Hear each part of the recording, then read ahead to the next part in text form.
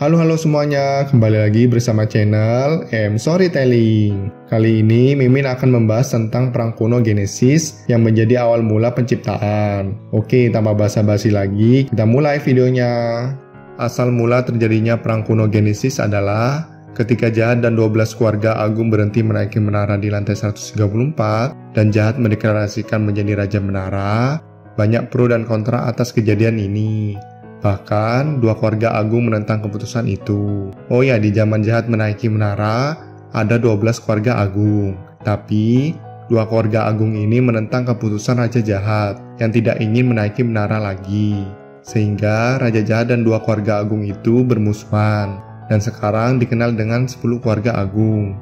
Karena dua keluarga agung yang menentang Jahat itu sudah kalah. Dua keluarga agung itu adalah Vi dan Arlene Grace.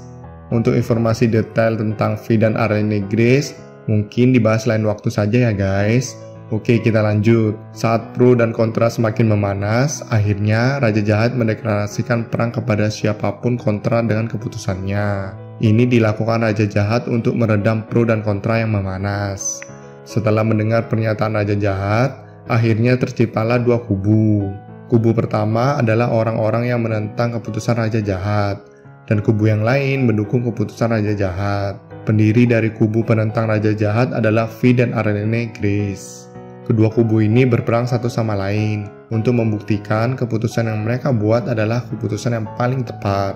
Perang ini yang disebut dengan Perang Kuno Genesis.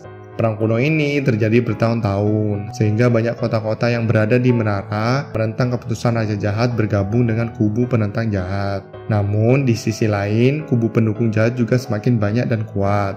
Lalu pada akhirnya, Vi dan Arlene Grace kalah dalam pertempuran dan menghilang. Di sini, Mimin akan memberikan teori sedikit ya guys, kenapa Vi dan Arlene Grace kalah dalam pertempuran. Padahal dua orang ini benar-benar kuat sekali loh guys. Kemungkinan saat Vi dan Arlene Grace memimpin perang dalam sebuah peperangan, mereka dijebak oleh 10 keluarga agung dan Raja Jahat, sehingga mereka kalah. Saat dua keluarga agung ini menghilang, kepemimpinan kubu penentang Jahat diambil alih oleh Luslek dan mengubah kubu ini menjadi organisasi Fug yang kita kenal sekarang.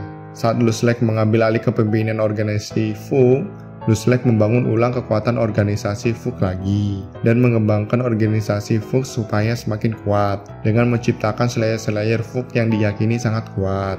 Para Slayer ini juga ikut berperang melawan Jahat dan 10 keluarga agung. Tidak hanya itu saja, Fug juga menciptakan pahlawan perang. Pahlawan perang ini tercipta dari pemilihan yang dilakukan Fug terhadap anak-anak yang berbakat. Kemudian dilatih oleh guru-guru dari Fug untuk menjadi lebih kuat lagi. Bahkan di antara anak-anak yang berbakat, ada yang berasal dari 10 keluarga agung. Salah satu pahlawan perang yang kita tahu adalah Hidden Flower Garden. Setelah Fug mencapai puncak kejayaannya, malah Raja Jahat sudah tidak tertarik lagi berperang melawan kubu penentang Jahat, yaitu Fug.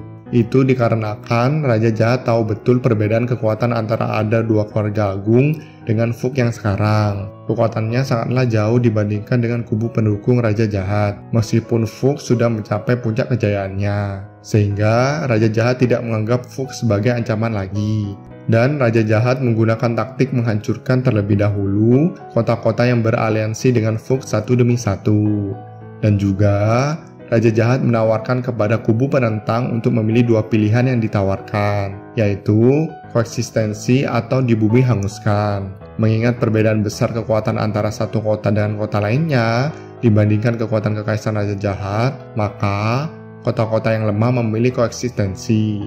Namun, untuk mencapai koeksistensi, Raja Jahat ingin agar pahlawan perang yang ada di kota yang ikut dalam koeksistensi harus disegel sebagai jaran perang. Tentu saja melihat kejadian itu, Fug tidak tinggal diam. Salah satu veteran Fug yaitu Kel Hellam mengumpulkan pejuang Fug yang paling kuat ke dalam timnya untuk membuat tim khusus menyerang kekaisaran Raja Jahat. Saat penyerangan berlangsung, ternyata tim Kel Hellam kalah saat berhadapan dengan Raja Jahat. Mendengar itu, semakin banyak kota-kota yang menerima koeksistensi. Dan perang kuno Genesis sudah terlihat ujungnya dari berakhirnya perang ini. Setelah banyak dari aliansi Fug memilih koeksistensi dan banyak tim Fug yang dimusnahkan, akhirnya Fug menghentikan perlawanan besar-besaran terhadap Raja Jahat.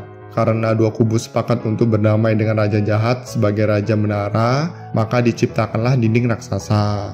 Dinding itu disebut dinding perdamaian koeksistensi. Di dalam dinding itu terdapat pahlawan perang yang disegel. Selama ada dinding raksasa itu, maka perdamaian akan tercipta. Namun apabila dinding itu hancur, maka akan terciptalah peperangan lagi di antara dua kubu. Perang kuno Genesis pun akhirnya berakhir. Meskipun perang kuno berakhir, tapi organisasi Fug akan tetap menjadi organisasi penentang jahat dan 10 keluarga agung. Oke, sekian dulu ya guys video kali ini. Jangan lupa subscribe ya. Terima kasih sudah menonton sampai akhir.